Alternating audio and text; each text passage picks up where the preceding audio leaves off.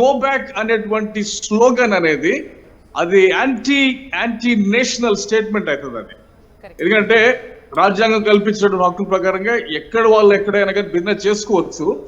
ఇది ఒక భావ దారిద్ర్యానికి ప్లస్ ఆ నిరుద్యోగ సమస్యకి గుర్తుగా కూడా ఉందన్నమాట. ఎందుకంటే స్టాటిస్టిక్స్ చూసుకుంటే మార్వాడీస్ ఆర్ అనిల్ గారు 25-26% of the shares in India.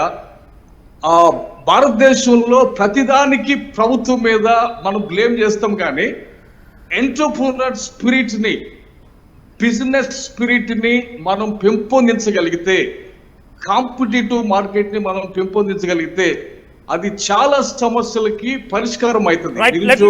Let me take a clarity. So competitive spirit ni Narendra Modi గారు అధికారంలోకి వచ్చిన తర్వాత made in India, make in India, ఇంకా రకరకాలైన స్కీమ్స్ అన్ని పెట్టారు సార్. అవి అన్ని పెట్టినప్పుడు వాళ్ళు ఆ గుజరాత్లో, రాజస్థాన్లో బిజినెస్ చేసుకోకుండా తెలంగాణలోకి ఎందుకు వచ్చిరండి? తెలంగాణలో మేము చేసుకోవద్దా బిజినెస్? తెలంగాణలో మేము make in Telangana, made in Telangana చేసుకోవద్దా?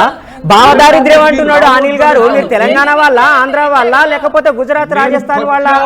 మీరు ఎక్కడండి? ఏం కాన్స్టిట్యూషన్ మాట్లాడుతున్నారు మీరు?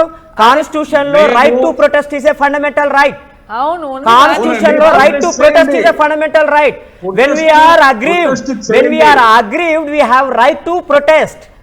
In the protest లో భాగంగానే గో బ్యాక్ అని తెలంగాణ ప్రజలకు భావదారిద్ర్యం అంటావా? How dare you to make that such a statement? anti Telangananism quote చేశారు. ఆయన anti Telangana first. He is not a Telanganite. He is not a Telanganite. We are the proud Indians. We are proud Indians. We are proud Indians. We are proud Telanganites. We are proud Telanganites. You are not a Telanganite. You are not a Andhraite. You are not a Southern Indianite.